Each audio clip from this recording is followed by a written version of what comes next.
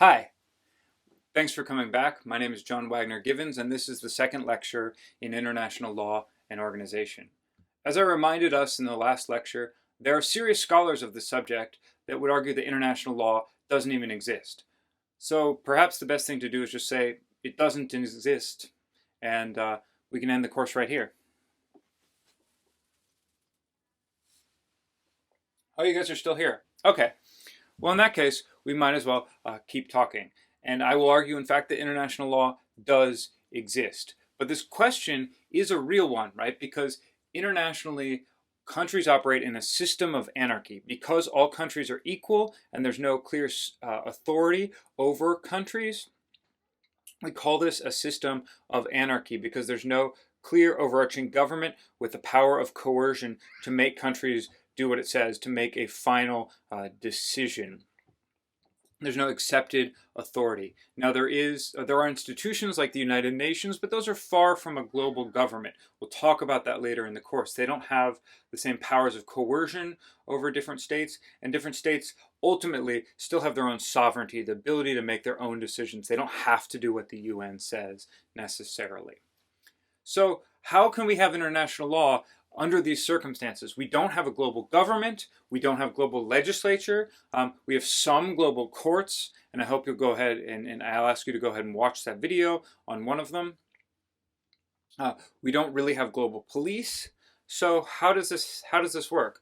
Well, first I would ask you to contrast this with domestic law. And in the last lecture, I used this term, domestic law. But I did want to make a little note on terminology. In a lot of the literature, they're going to use the term municipal law instead. Now, I'm going to continue probably mostly to use this term domestic law to refer to the laws internally of countries, but you should just know that municipal law also means the laws of countries. So this could be national law, this could be state law, this could be local law. I don't think it makes a lot of sense because to me municipal means things regarding a city, so municipal law would be exclusively city law. But this is the usage that's also fairly common, so if you see it in the readings you should know municipal law just means domestic law. And the question I want to ask is, does this municipal law, does this domestic law always work? And the answer is no, right? There are places where countries have not really legislated, right? When new technologies come out, maybe there isn't law about it yet. And the law also isn't always enforced, right? So law is not perfect, even in a country that has the rule of law like the United States. Law is not enforced perfectly, nor are there clear laws written about everything, right? And so a very simple example is jaywalking.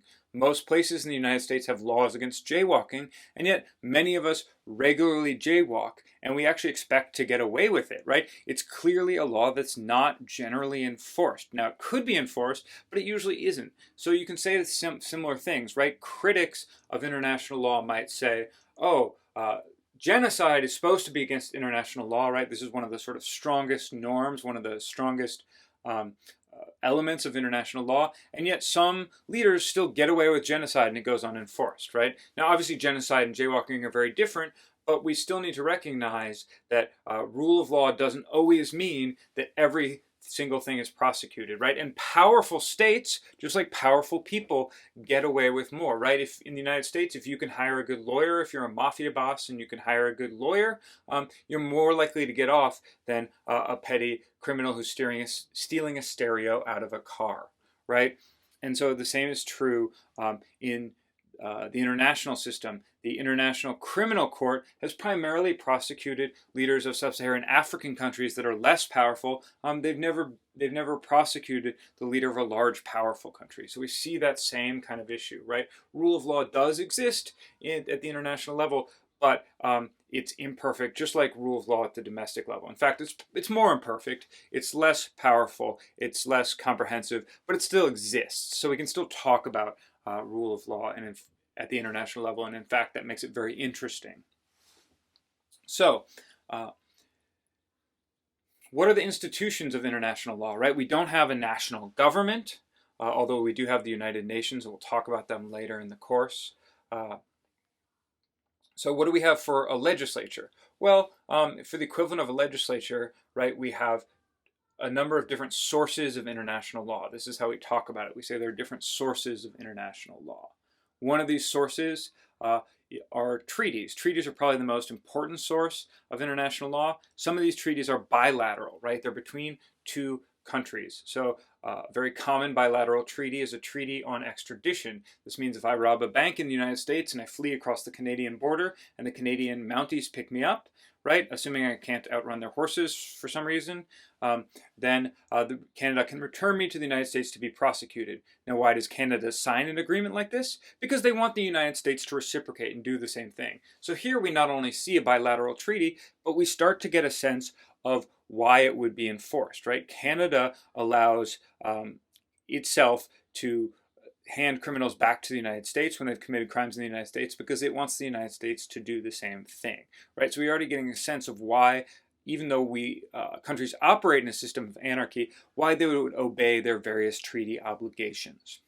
So that's a bilateral treaty. Other common bilateral treaties include bilateral treaties protecting investment, right? So if you invest in another country and things go badly, for example, if Venezuela takes away oil rigs built by ExxonMobil, ExxonMobil can be compensated, right? Status of forces agreements that allow the United States to place troops in a foreign country are also very common. The United States signs these bilateral treaties with other countries like Japan and South Korea, allowing them to station forces in these countries. In return, these agreements spell out exactly what the rights and responsibilities of each party are, right? So in South Korea, the South Korean government will decide if a United States Marine is off base and he gets into a bar fight, is he going to be prosecuted under U.S. military law or South Korean law? It covers areas like this. So that's a status of forces agreement. We also have very commonly multilateral treaties, right? You're probably familiar with a lot of these, like the Kyoto Protocols on covering climate change, like the NATO treaty, right? The North Atlantic treaty that is a mutual defense treaty in which the different members all agree that if one member is attacked, they will come to their aid, right? This was a way of preparing themselves against an attack from the Soviet Union, discouraging the Soviet Union from attacking, because the Soviet Union would know if they attack one country like Latvia or Lithuania, they'll have to attack all of them, right? Plurilateral treaties, well, okay. Latvia and Lithuania are not separate countries when the Soviet Union exists. NATO still exists and they are currently NATO members. So now the same function exists, but it's largely protecting these countries from Russia instead of the Soviet Union. Just as to clarify. Okay, so plurilateral treaties. Plurilateral treaties are sort of in between bilateral and multilateral. These are so they have more than two countries signing on, but they're not as big as multilateral treaties. Some multilateral treaties, especially those on things like climate change, can have over 170 different countries signing on, over 170 different signatories, right?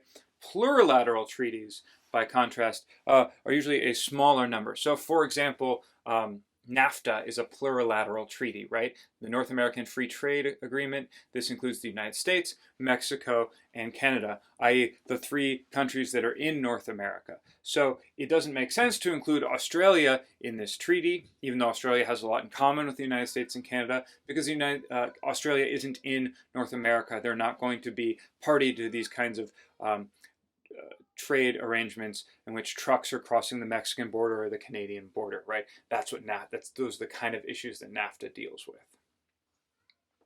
All right, so treaties are our first source of international law. Custom is our second source of international law. Now, custom just means things that are happening commonly, right? That things that countries normally do. And this might seem strange. Oh, just because a country has done this for a long time, it's now law. But actually, this is very well established in systems of common law, like the English common law system on which American law is based. So under English common law system, there's something, for example, called squatters' rights, which means if you take up residence in an abandoned house and you live there long enough, the house becomes yours, right? This is due to custom. This is the idea that if something is practiced long enough, then it can actually become law. And this has two elements in international law: state practice, right? So have countries actually followed this for a long time? And the second is opinio juris, right? Which is were they doing it with the idea that it was a law or a norm, right? Were the states just happening to do this, or were they doing it because they thought it was the right thing to do? A good example of customary law is the protection of diplomats, right? As a rule, you don't, even if you don't like the country the diplomats are coming from, you have to treat them with a certain amount of respect. You at least have to take care of their physical safety. You can't execute them. You can't torture them, right? This is why it's so shocking in the movie 300 when King Leonidas kicks the Persian messenger down into this pit and says, "This is Sparta," right? He's sending a very clear message. He's actually breaking international law that was very strong among the Greeks, right? So, and again, that's so the first element of custom right is state practice. So it's common practice that we don't kick diplomats down giant pits, even if we're yelling, "This is Sparta." And secondly, opinio juris, why don't we kick diplomats into giant pits? It's not just because it's inconvenient or there aren't enough giant pits around, right? It's because we consider that to be the appropriate thing to do. And so there's that kind of psychological component to it. There are two more sources of international law that are much less important as a rule than treaties and custom, but we should still talk about them briefly. One is general principles of law. General principles of law are things that we usually see in legal frameworks, especially domestic legal frameworks and other legal frameworks, and so we've incorporated them into international law because they're important concepts for how law works, right? One of those is simply the idea of good faith. So if your country signs on to a climate change treaty and agrees to reduce carbon by 50%, we don't necessarily require that you exactly hit that 50% number, but if you blatantly disregard your obligations, if you just simply don't even make an effort, that's a show of bad faith, and that's generally a violation of international law. Again, that's a violation of international law based on the concept of good faith, which comes to us from legal systems and legal thought more generally. So that's a good example of general principles of law as they apply to international law. Finally, we can talk about a sort of two-part, by far the least important sources of international law: judicial decisions and legal scholarship. Judicial decisions are simply things that have already been decided by different courts in the past, right? This is something, again, in the common law system in the United States we should be familiar with. Brown versus Board of Education makes segregation illegal, and that doesn't just apply to that one case. That then applies generally. Segregation is illegal because of a past judicial decision. Something similar can be seen in international law. We should generally respect previous decisions of international courts. Legal scholarship, by the same token, it's not something we take super seriously in international law, but if it's an area, especially an area that's new or an area where there isn't a lot of international law, judges in an international court making a decision or people making international legal arguments in other contexts might look at what scholars have written on the subject of international law. And that also still plays into international law, albeit in a relatively less important way. So again, just to recap really briefly, four major sources of international law: treaties, custom, and there's two parts to custom: state practice and opinio juris. The third kind of source of international law: general principles of law. And fourth, judicial decisions and legal scholarship. All right, I'll finish talking about the enforcement and interpretation institutions of international law in the next lecture. I hope you'll join me. Thanks so much for listening.